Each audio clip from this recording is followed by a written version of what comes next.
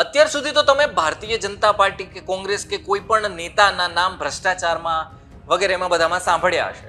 ભાજપના નેતાની વાત કરીએ તો ડ્રગ્સ વેચવા સુધીના કેસમાં પણ તમે એમના નામ સાંભળ્યા હશે.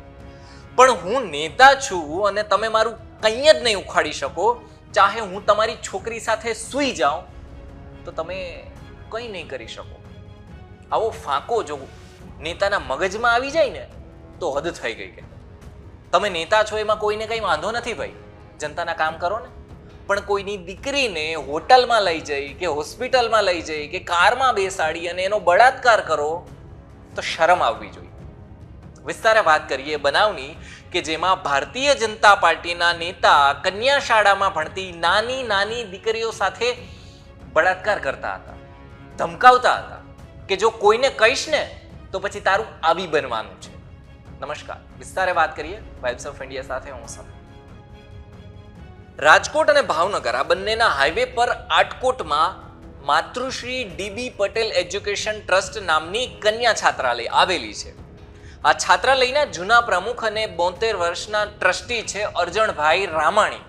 એમણે ગઈકાલે દવા પી અને જીવન ટૂંકાવવાનો પ્રયાસ કર્યો છે. હવે રાજકોટની ખાનગી હોસ્પિટલમાં એમને દાખલ કરવામાં આવ્યા છે અને એમની સારવાર ચાલી રહી છે. હવે કોઈ પણ વ્યક્તિ કદાચને પોતાનો જીવ ટૂંકાવે તો વચ્ચે કાયદો અને વ્યવસ્થા એટલે કે પોલીસ છે આવે, કારણ કે વાત અહીંયા કાયદાની આવી જાય છે. કારણ જાણવા માટે પોલીસે તપાસ કરી તો પછી ખબર પડી કે એમને બદનામીનો ડર હતો. કારણ કે પંચવાડા ગામના ભારતીય જનતા પાર્ટીના નેતા નામ છે મધુભાઈ ટાઢાણી અને રાજકોટ જિલ્લા પંચાયતના સભ્યના પતિ ભારતીય જનતા પાર્ટીના આગેવાન પરેશભાઈ રાદડિયા આ કન્યા છાત્રાલયની બીએસસી કરતી દીકરી સાથે જબરદસ્તી બળાત્કાર કરતા હતા. એમના કુકર્મો ક્યારથી શરૂ થયા હતા ને એ વાત દીકરી પાસેથી જ સાંભળો. હું ત્યાં છે ને 5 વર્ષથી ત્યાં ભણું છું. 3 વર્ષ કોલેજના કર્યા. છેલ્લા વર્ષમાં જ મારી યારે આવું થયું હતું. મધુભાઈ અને પરેશભાઈ બેય છે ને જબરજસ્તી મને હોસ્ટેલમાં લઈ જતા અને હાને બળાત્કાર કરતા મારી યારે. પરાણે બધું કરાતા, વારા ફરતી વારા બંને કરતા. અને હું જો કહું ને કે હું ઘરે કહી દઈશ એવી બધી તો મને એવી ધમકી આપતા કે જો તું કહી દઈશ ને તો તારા મમ્મી પપ્પાને મારી નાખીશ એવી બધી ધમકી આપતા.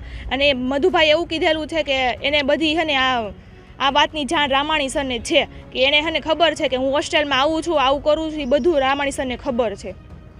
અને હું સુરત ગઈને આ બધું મૂકીને તો મારી પાછળ ત્યાં પડ્યા અને હને મને જબરજસ્ત ગાડીમાં નાખીને મારી યારે રેપ ને એવું બધું કરેલું છે. અને મને હને એવી ધમકી આપેલી, મારો ફોન આંચકેલો, મને ધક્કો મારેલો, એવું બધું ધમકી આપેલી કે જો તું આ બધું કહી દઈશ ને તો હું તારા પરિવારને આમ કરી નાખીશ, આમ કરી નાખીશ, એવું બધું. એને જાણ હતી કે આ બધું થાય છે એમ. મધુભાઈ આવે છે હોસ્ટેલમાં એવું બધું ખબર હતી રામાણી સરને. જોકે આ બનાવ બહુ ગંભીર છે એટલે પોલીસ ફરિયાદ નોંધવામાં આવી છે. આટકોટ પોલીસે આ મામલે શું કહ્યું એ પણ સાંભળીએ. ખાતે ટ્રસ્ટી પરેશભાઈ રાદડિયા, મધુભાઈ ટાઢાણી આ બંને હોય તેઓને ધમકી આપી તેની મરજી વિરુદ્ધ દુષ્કર્મ આચરેલું હોય જે બાબતે ફરિયાદ આપતા આટકોટ પોલીસ સ્ટેશન ખાતે આઈપીસી કલમ 376 376 376D 354 504 506 મુજબ ગુનો દાખલ કરવામાં આવેલો છે. આ બાબતે જે આરોપી છે તેને શોધવા માટે એલસીબી એસઓજી આટકોટ પોલીસ સ્ટેશનની ટીમ બનાવી તેઓને અટક કરવા માટે જુદી જુદી જગ્યાએ તપાસ કરવામાં આવેલ છે. આમાં ગુનાની તપાસ ચાલે છે. આ મધુભાઈ અને પરેશભાઈ એ દીકરી સાથે અશ્લીલ હરકતો અને અડપલાઓ કરતા હતા.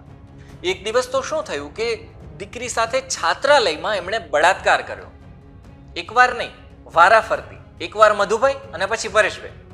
છાત્રાલયમાં ભણતી દીકરી સાથે એમણે છાત્રાલયની અંદર જ બળાત્કાર કર્યો. હિંમત જુઓ આ લોકો. એકવાર શું થયું કે અહીંયાથી અટક્યા નહીં, એકવાર તો એ દીકરીને કેડીપી નામની હોસ્પિટલમાં લઈ ગયા અને ત્યાં રૂમમાં જ લઈ જઈ અને દીકરી સાથે ન કરવાનું કર્યું.